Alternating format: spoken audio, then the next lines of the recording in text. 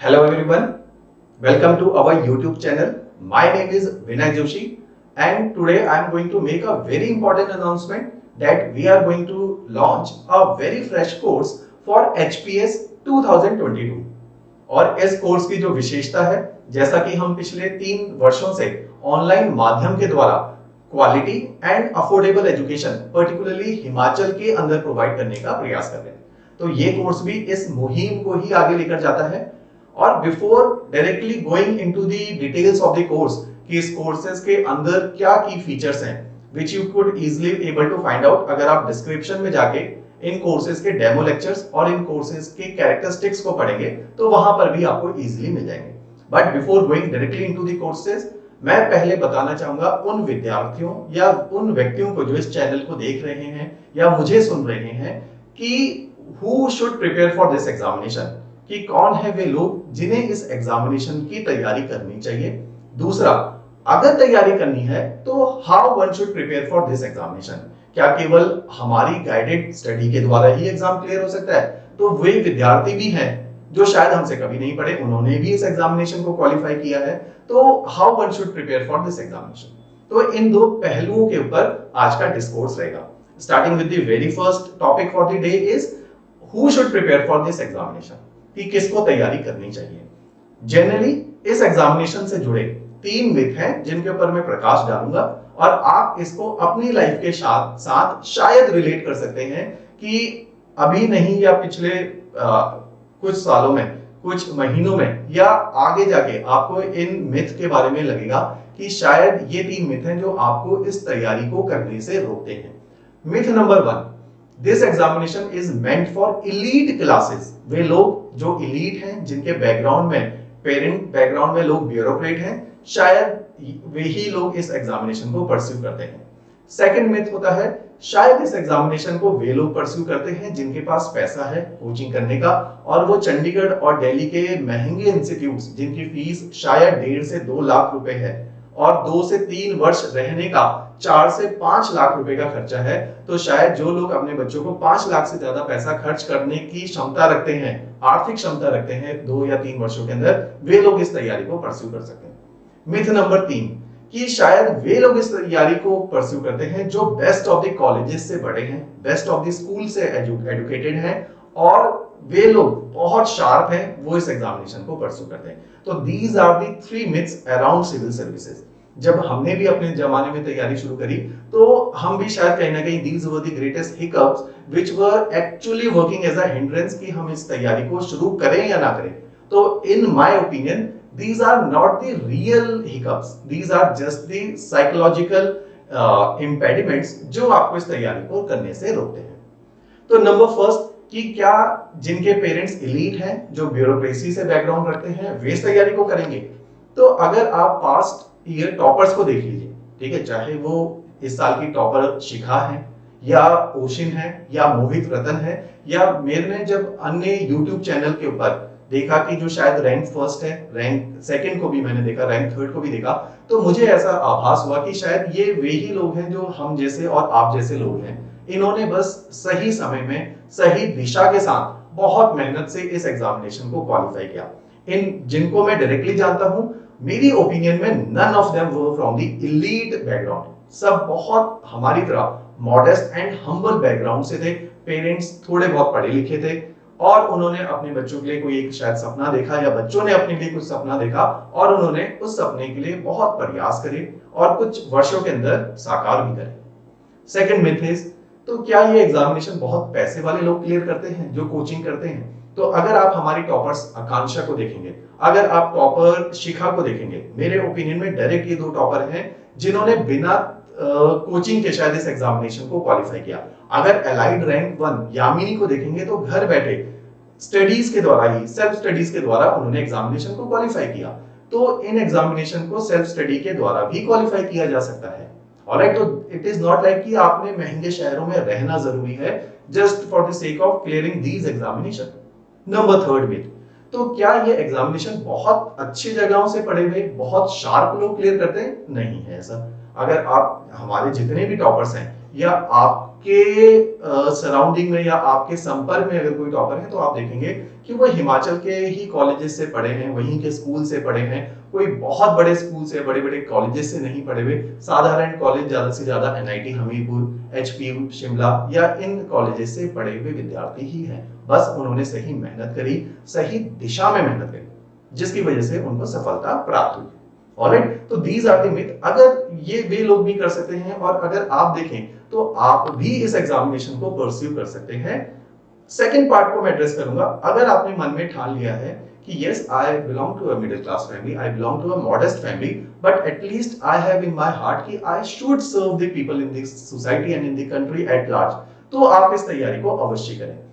अधिकतर अगर मैं देखता हूं इस तैयारी को, जब मेरे पास कॉल भी आता है, जब बच्चे कहते हैं कि हमने तैयारी परस्यू करनी है, तो इस तैयारी को जब परस्यू करना भी चाहते हैं तो उसके पीछे ऑब्जेक्टिव ये होता है कि शायद, मैं आपकी और अपने दिल की बात बोलूंगा, जब शायद मैंने भी तैयारी शुरू करी थी तो इन ब्रॉड ऑब्जेक्टिव के साथ ही शुरू करी थी। आप भी या 99% बच्चे जब इस तैयारी को परस्यू करते हैं तो उनके जहन में क्या होता है और क्यों वो इस तैयारी को परस्यू करते हैं, मैं उस पर विशेष तौर पे प्रकाश इसीलिए डाल रहा हूं क्योंकि अगर आप सही ऑब्जेक्टिव से इस एग्जामिनेशन को परस्यू नहीं करेंगे, इन जॉब्स की तरह देखेंगे, और सिविल सर्विसेज का मतलब है कि आपने समाज में कार्य करना है, इनको बोला जाता है civil services. These are not considered as a job पैसे के लिए की जाती है, सर्विसेज समाज के उत्थान के लिए किया जाता है। तो क्योंकि जब हमारी नींव ही ठीक नहीं रखी है, जब हम इन एग्जामिनेशन को परस्यू इसलिए कर रहे हैं कि हम एक इकोनॉमिक सिक्योरिटी की, ये सरकारी नौकरी है, नौकरी कभी नहीं जाएगी क्योंकि ये सरकारी है, इकोनॉमिक सिक्योरिटी की तरह देखते हैं, एक डिग्निटी इससे डिराइव करते हैं कि शायद इससे हमें सोशल रिकॉग्निशन मिलेगी, इसलिए हम इस जॉब को करेंगे। क्योंकि see, you and me are from the middle class, हमारे समाज में बहुत बड़ा ऐसा वर्ग नहीं होता जो हमें जानता है, हमें आइडेंटिटी क्राइसिस है, इसलिए हम इस जॉब को करते हैं, हमें इकोनॉमिक इनसिक्योरिटी है, इसलिए हम इस जॉब को करते हैं। ठीक है, तो अगर हमारी नींव इन दोनों तक आके रुक जाती, these are the things which this particular job is going to provide you. लेकिन क्या केवल यही है जिसके लिए नौकरी करनी चाहिए? क्या हम इसको थर्ड एंगल से नहीं देख रहे? क्या हम इसको सर्विस की तरह नहीं देख रहे कि शायद ये एक मौका भी है कि हम समाज में कुछ काम कर पाए, जिस काम के हमें पैसे मिले, जिस काम के हमें मेंटल पीस मिले, और फिर हम ये काम करें और ये हमारी हॉबी भी है और ये हमारा पैशन भी है और इसका हमें पैसा भी मिलता है। तो दिस इज द थिंग जो आपको ड्राइव करे। जब इस ओपिनियन से, जब इस पॉइंट ऑफ थॉट से आप ड्राइव करोगे अपने आप को, तो यू विल सी आपको पढ़ने में बहुत मजा आएगा, क्योंकि आपके लिए वो नॉलेज लर्निंग है। आपका फाइनल गोल है कि आप समाज में सर्व करें। तो जब आप पढ़ाई भी कर रहे होंगे तो आपके दिमाग में हमेशा सर्विसेज चल रहा होगा, तो उसमें चाहे 1 से 2 अटेम्प्ट लग जाएं और आप लगातार निखर रहे हैं हर साल, तो यू विल फील कॉन्फिडेंट, नहीं आप एक सही दिशा में बढ़ रहे हैं। तो इस एंगल से आपने तैयारी, इस पर्सपेक्टिव से तैयारी को अप्रोच करना है और करना भी है। ये मैं इसीलिए बता रहा हूं क्योंकि आप जैसे बिल्कुल सिस्टम की अगर हम बात करें, कोरोना पेंडेमिक चला है, you could say whole bureaucracy and the political apparatus has been collapse, क्योंकि हम इंडिया जैसा कंट्री जहां रिसोर्सेज की कमी नहीं है, पैसे की कमी नहीं है, क्वालिटी ऑफ ह्यूमन रिसोर्स की कमी नहीं है, लेकिन एक सही अप्रोच की कमी है, जिसकी वजह से ये सारा सिस्टम क्रम्बल कर गया इस टाइम पे।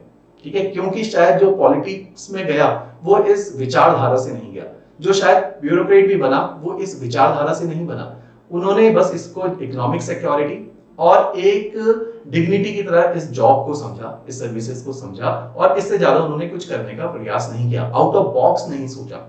ठीक है, इसलिए वो बहुत अच्छे ढंग से सर्व नहीं कर पाए। तो जो मेरा दूसरा प्रश्न था कि how one should prepare for this examination, see, आप हमारे साथ तैयारी करें, आप किसी अन्य गाइडेड स्टडीज में तैयारी करें, या आप स्वयं घर पे बैठे तैयारी करें। एटलीस्ट 2 तैयारी के पहलू हैं। फर्स्ट पार्ट इज, जो मैं आपको यहां समक्ष दिखा भी देता हूं, फर्स्ट पार्ट इज कि आपने this examination is meant for academic learning. Academic learning का मतलब है आपको इतिहास के बारे में पता हो, आपको भूगोल के बारे में पता हो, आपको राजनीतिक व्यवस्था के बारे में पता हो, आपको इकोनॉमिक सिस्टम के बारे में पता हो। जब ये सारी चीजें आपको पता है तो आप शायद फील्ड में अच्छा काम कर सकते हैं, क्योंकि आपके पास वो नॉलेज बेस है। सेकंड पार्ट, तो आप केवल नॉलेज बेस से अच्छा काम करेंगे, तो इस हिसाब से जिसने एटम बम बनाया, he was one of the most elite scientist of his era, तो उसने एटम बम भी बनाया है। तो इसका मतलब है कि वो वैल्यूज भी हमारे अंदर होनी चाहिए, ताकि अगर हमारे पास जो एकेडमिक नॉलेज है उस नॉलेज को चैनलाइज किया जा सके सही दिशा में। तो दिस इज द गोल कि अगर आप तैयारी कर रहे हैं, how one should prepare during this time of preparation. जब आप तैयारी करते हैं 1 से 1.5 वर्ष, 2 वर्ष, 3 वर्ष, आपने अपने अंदर जो क्रांति, मैं कहता हूं कि वो क्रांति बाहर तब घटेगी जब आपके अंदर क्रांति घटेगी। मींस कि आपने लगातार अपनी पर्सनैलिटी को निखारना है, अपने अंदर वैल्यूज की नर्चरिंग करनी है। वैल्यूज जैसे हमारे सिलेबस का पार्ट है, जो लोग इस तैयारी में ऑलरेडी इंडल्ज हैं, they must be knowing कि bureaucrat should hold these certain set of values which are considered as the core values of the civil services, like he or she should have the value of compassion, empathy। वो लोगों के दुख को समझे, उस दुख पे काम करे, कंपैशनेट होना चाहिए। तो कोरोना के पेंडेमिक में जैसे हम सरकारी डॉक्टर्स को देखते हैं, दे आर कंपैशनेट, वो ऐसे कठिन समय में भी सर्व कर रहे हैं।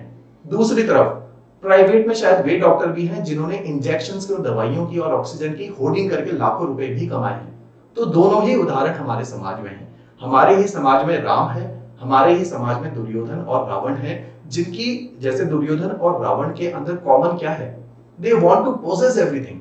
वो हर चीज इकट्ठा करना जानते थे। They want to hold anything which do not belong to them. Duryodhan ने यही किया, रावण ने यही किया सीता का अपहरण करके, दुर्योधन ने यही किया पांडवों का राज्य को हत्या के।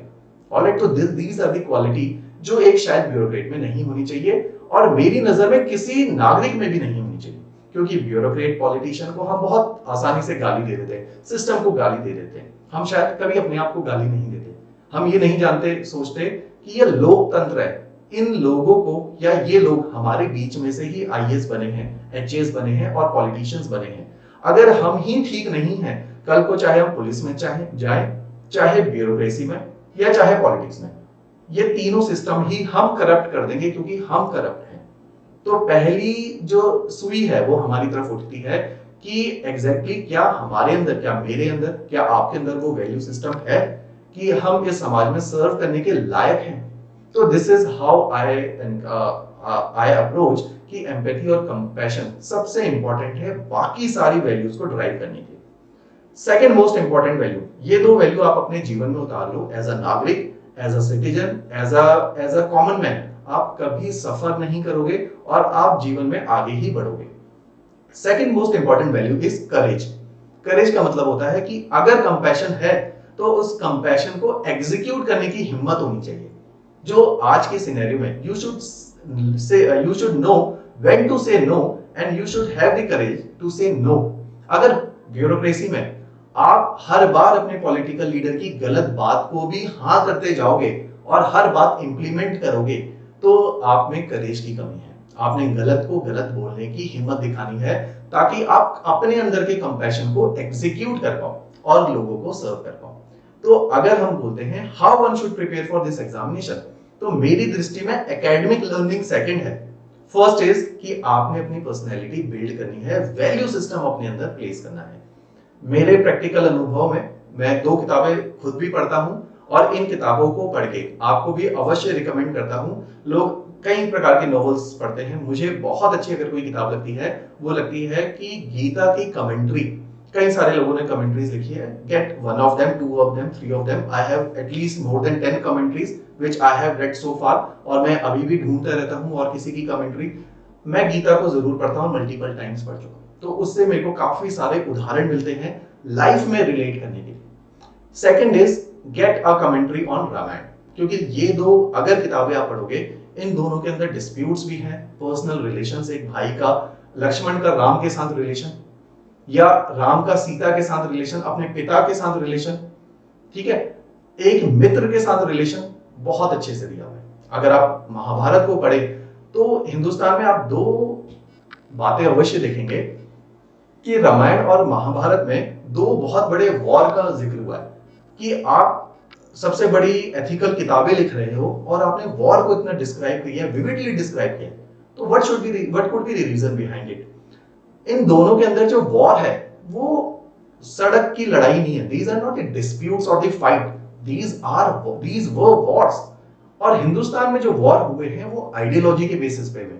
अगर पूरी महाभारत का वॉर देखोगे आइडियोलॉजी के बेसिस पे, अगर रामायण का वॉर देखोगे आइडियोलॉजिकल वॉर है जिसको प्रैक्टिकली लड़ा गया है। ठीक है, तो इस तरीके से इन किताबों को अगर आप पढ़ोगे तो आपको अप्रोच करना आएगा।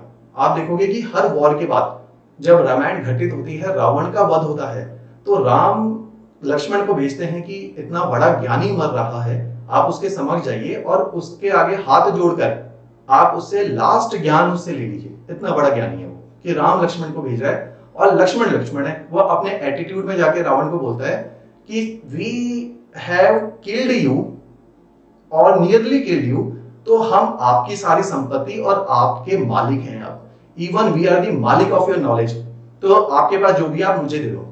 रावण अपना मुंह फेर लेता है, वो राम के पास जाते कहता है कि लक्ष्मण कहता है कि रावण ने मुझे जो है कुछ नहीं बताया। तो राम कहते हैं आपने किस तरीके से मांगा? तो उसने बताया अपने रूप से मैंने मांगा, उसके सर के पास खड़े होकर मैंने बोला। तो उसने कहा अगर आपको इतने बड़े ज्ञानी से ज्ञान भी लेना है तो ज्ञान लेने का भी एक तरीका है। राम कहते हैं कि श्रद्धावानम लभते ज्ञानम, ज्ञानम लभते ही शांति, कि ज्ञान उसको दिया जाता है जो ज्ञान के प्रति श्रद्धा रखता है। तो कहता है आपने रावण से अगर ज्ञान लेना है, उसके पैरों के पास खड़े होके उससे आग्रह करना है ज्ञान का, तो ज्ञान मिलेगा। सेम महाभारत में भी आप देखेंगे कि जब भीष्म पितामह मरने वाले हैं, वो एक उस पार्टी से लड़ रहे हैं जो पार्टी हार गई है वॉर के अंदर। तो कृष्ण युधिष्ठिर से कहते हैं कि इन्होंने 4 जनरेशंस देखी हैं, 4 जनरेशन का राजपाठ देखा है, आप इनके पैरों के पास खड़े होके इनसे ज्ञान लीजिए कि एक राजा का कर्तव्य क्या है, what a king is ought to do. तो इस तरीके से जब वॉर खत्म भी हुआ है इस हिंदुस्तान में, तो उसमें नॉलेज ट्रांसफर सबसे इंपॉर्टेंट है।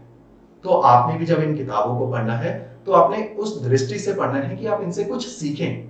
आपने इस दृष्टि से नहीं पढ़ना कि आप जो है इनको एंटरटेनमेंट के लिए पढ़ रहे हैं। तो ये मेरा एक आपसे विनय निवेदन भी रहा है कि वैल्यू नर्चर करने के ये 2 बहुत अच्छे माध्यम है। इन किताबों से पढ़े हुए कंटेंट पे चिंतन कीजिए, इनको डाइजेस्ट कीजिए और अपना बना लीजिए, अपने जीवन में उतारिए। Second part is academic learning. उसके लिए हम मेरे समक्ष जो आप मेरे पीछे इस स्क्रीन को देख रहे हैं, तो हम आपको किस प्रकार से तैयारी करवाते हैं।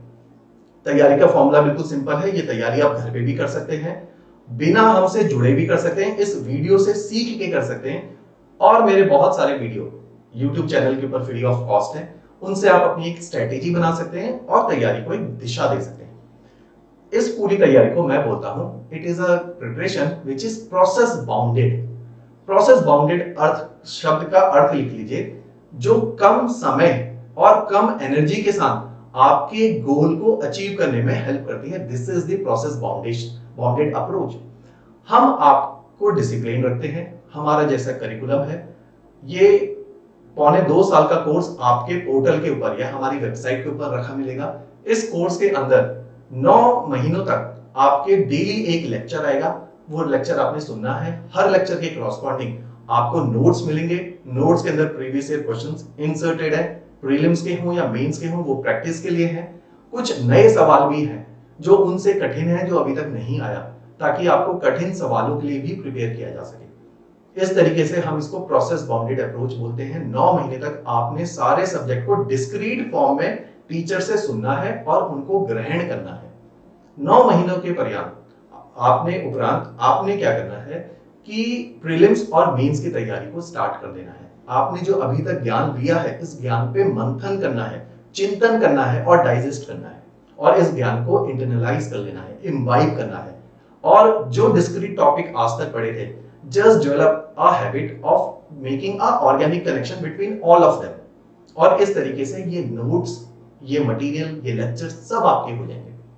ऑलराइट, तो अगले 4 से 5 महीने आपने इन सारे नोट्स को इंटरनलाइज करने का काम करना है। इस पूरे पेपर के अंदर, एग्जामिनेशन के प्रोसेस के अंदर जो सबसे बड़ा काम है वो है डिसिप्लिन रखना और लगातार अपनी नॉलेज को, अपनी पर्सनैलिटी को रेक्टिफाई करना, एम्पलीफाई करना।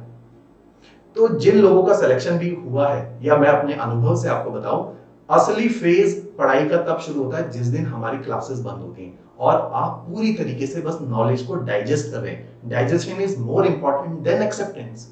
ऑलराइट, तो इस तरीके से हम अपनी तैयारी को चैनलाइज कर सकते हैं। Once you will be done with your 9 month course, फिर हम आपको जो मेंस की, जो मैं कह रहा हूं, तैयारी करवाते हैं। We just polish you for the answer writing, क्योंकि आंसर राइटिंग बहुत बड़ा एक हिकअप है जो आपको पेपर क्लियर करने से रोकता है। It is not about the knowledge, it is about how you present your knowledge on the piece of paper with examples, with current affair, everything should encompass it. Alright, तो इस तरीके से हमने आपको प्रोसेस बाउंडेड अप्रोच में रखना है। Once you are done with your prelims और आप मेंस भी क्लियर कर लेते हैं, we will help you with the interview guidance programme, जो हम एक मॉक इंटरव्यू सेशंस करते हैं, जिसमें हमारा बड़ा स्टीम पैनल एक है, वो आपके साथ मॉक इंटरव्यू में आपको इंटरव्यू क्लियर करवाने में हेल्प करता है। ऑलराइट, तो इस तरीके से हमारी प्रोसेस बाउंडेड अप्रोच है जिसका लाभ आप उठा सकते हैं। ये पूरा कोर्स बहुत अफोर्डेबल प्राइसिंग के ऊपर है, क्योंकि हमारा काम क्वालिटी एंड अफोर्डेबल एजुकेशन पे है। कोरोना पेंडेमिक में आप घर बैठे तैयारी कर सकते हैं उन विद्यार्थियों की तरह जो हमारे साथ जुड़े हैं। वीकली डाउट सेशन का प्रोविजन है जूम के द्वारा, जिसमें आपका एक टेलीग्राम ग्रुप बनेगा उन सारे विद्यार्थियों का जो हमारे साथ तैयारी कर रहे हैं। एक बैच आईडी क्रिएट होगा और आप पीयर टू पीयर लर्निंग भी कर सकते हैं। तो इस तरीके से आप हमारे साथ जुड़ सकते हैं। जो विद्यार्थी घर बैठे बिना हमसे जुड़े तैयारी करना चाहते हैं या कर रहे हैं, वे भी हमें संपर्क कर सकते हैं अगर किसी भी प्रकार की गाइडेंस चाहिए, even if they do not want to enroll for our courses, तो we are happy to help them out. Alright, तो इस तरीके से हमारा एक प्रयास है कि हिमाचल के अंदर थोड़ा सा हम एजुकेशन के अंदर रिफॉर्म्स लेकर आए। जो एजुकेशन पॉलिसी 2020 भी बोलती है कि education should be accessible, it should be affordable, it should have a quality and it should be value oriented. ये 4 प्रिंसिपल हैं जो हमारी नेशनल एजुकेशन पॉलिसी 2020 बोलती है। हमने इसी पॉलिसी को अपने इस गाइडेड प्रोग्राम के अंदर उतारने का एक प्रयास किया है।